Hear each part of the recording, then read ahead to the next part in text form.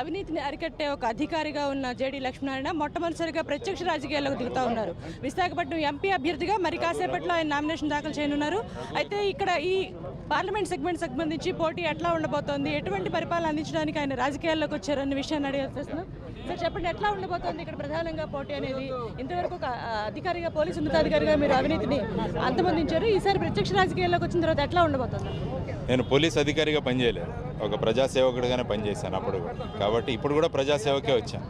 ఒక మార్పు, అప్పుడు ఖాకీ వేసుకునేవాడిని, ఇప్పుడు ఈ ఖద్దరుతో బయలుదేరాము.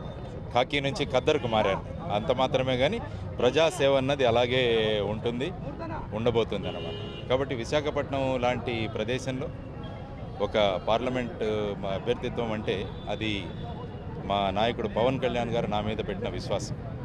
ఆయన అన్నీ ఆలోచించి ఈ ప్రాంతం అభివృద్ధి చేయాలి, ఈ ప్రాంతంలో భూ కబ్జాలు ఇలాంటివన్నీ చాలా ఎక్కువైపోతున్నాయి. కాబట్టి వీటన్నిటినీ కూడా మనం అరికట్టాలంటే ఒక ఖచ్చితమైన భరోసా మనం ప్రజలకు ఇవ్వగలగాలి.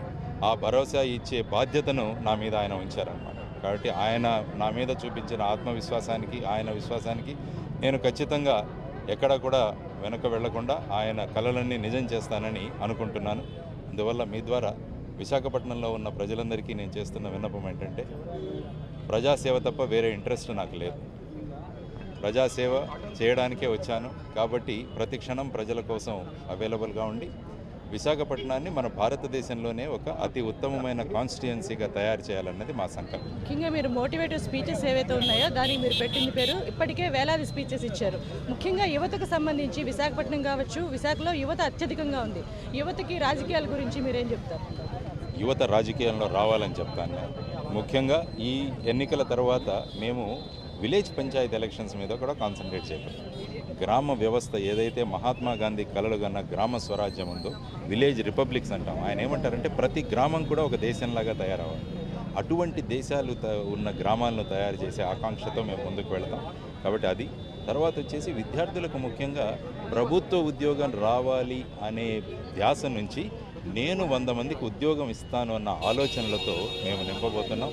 దానికోసం అధ్యక్షులు పవన్ కళ్యాణ్ గారు ఒక ఫండ్ కూడా దానికి పెడదాం. మనం 10,000 కోట్లతో ఒక ఫండ్ పెట్టి ప్రజలలో, విద్యార్థులలో ఉన్న ఆలోచన భావాలన్నింటినీ మనం చేద్దాం. ఒక మంచి ల్యాబ్స్ తయారు చేద్దాం, ఇన్నోవేటివ్ ల్యాబ్స్ ఇవి కూడా తయారు చేద్దాం. ఒక సైంటిస్ట్ ఇక్కడ నుంచి రావచ్చు. కలాములు చాలామంది ఉన్నారు ఇక్కడ. ఆ కలాములను బయటకు తీసే పని జనసేన ఖచ్చితంగా చేస్తుంది. కాబట్టి ఆ విధంగా చేసుకుంటూ ఉద్యోగాలు ఇచ్చే స్థాయికి మనం విద్యార్థులను తీసుకువెళ్తామన్నమాట.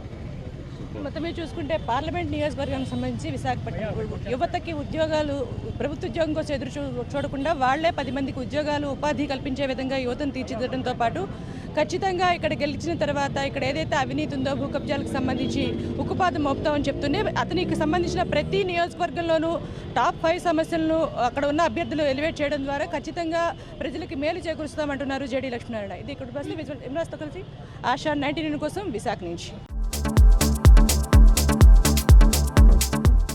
Hi, this is Siddhi Idnani and please do subscribe to New Waves.